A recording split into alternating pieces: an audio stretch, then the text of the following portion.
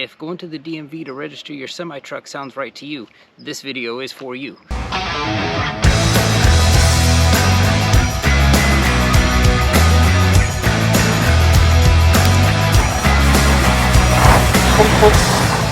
When I started this thing out, I told you, hey, look, there's been a lot that I've done right. But I also told you I'd share with you the things that I've done wrong, so hopefully you don't make those same mistakes. I'm just going to lead off with the biggest one yet. March 29th, 2022, I go walking into the DMV. I know I need to register the truck. I bought it out of state, didn't pay sales tax on it, so I go in and they run up my bill and they tell me it's about $9,600. About $2,500 of that is registration, and $7,100 of it is for the sales tax I didn't pay in the state that I bought it in. Now, if you've been trucking for a long time, especially in California, you're cracking up already knowing the mistake that I made.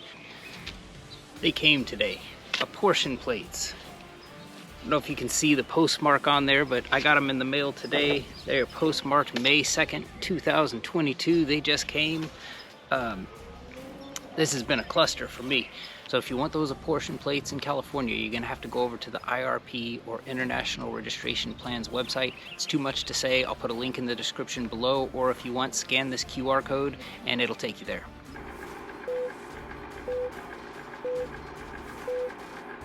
When you get over to the IRP's website, you can take all the 9 things that they ask for, and you can really divide those down into 3 categories. Those 3 categories are forms, actions, and then simple tasks. As far as the forms go, there's going to be 4 of them. 3 of them you can fill out on your own. The 3rd one you need somebody at the DMV to fill out for you. The 3 you can fill out on your own are the carrier data schedule A and B, the vehicle data schedule C, and the agreement to prepare and maintain records. The one thing that has to be filled out at the DMV is their form REG 31. This is the verification of vehicle. The employee will fill this out, sign it, put their badge number, everything that they need to have on there, and you want to be sure and leave with that form, or at least a copy of it. This is something that needs to, if you register your truck at the DMV, they'll keep it at the DMV. However, that paper needs to be sent to Sacramento. As far as the 2 actions to take, your MCS 150 through the FMCSA, that's a lot to say, I'm sorry, it has to be updated within the last 12 months. And your proof of payment of your heavy highway usage tax needs to be provided to them as well. And last but not least, the 3 easy tasks. You need to provide them either a taxpayer identification number or a social security number, depending on if you're a business or an individual.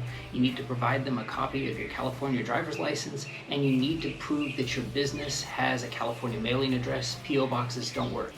Pro tip: once you do get established with the IRP and they're able to communicate with you via email, if you need to redo any of these forms, all the forms need wet signatures on them. If you use digital signatures through like a program like Adobe Fill and Sign, or like the app on your phone, and you put a digital signature on it, they will not accept it and they'll ask you to redo it. Throughout the process of choosing to start this trucking company, I've been hell-bent on doing everything myself. From the formation of the LLC, you start to get contacted by these companies, and I don't mean to put them on blast, but these companies that I would refer to as vulture companies. They come to you and they'll say, oh, you're starting an LLC. Well, we can do that for you. We can do that, but we charge $500. And when it came time to fill out my blanket of coverage, or my BOC3 as it's known, I had companies stepping in saying, oh, we'll do that for you. Sure, it's $100, and then we charge you $50 a year. Well, guess what? It's a one and done. I mean, why are you charging me $50 a year when it's literally just something that only happens once and it's done? So I had guarded skepticism about all these companies, but I tell you that to tell you this. The one regret I have, I wish I had gone back and actually hired out somebody to get my IRP plates. Hopefully you don't make the same mistake as me. Try to figure out as much stuff as you can on your own. Try to save the money, have the knowledge. If you're gonna build a trucking company, it makes sense to know how to do every step, no matter how intricate it is.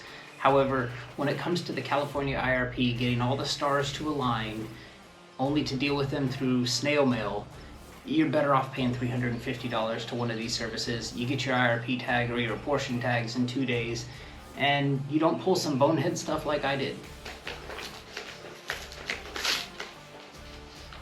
Open here first. There's an 80% chance I do this wrong. Well, I I have extra ones of these I got with my original ones. Anybody want to buy them?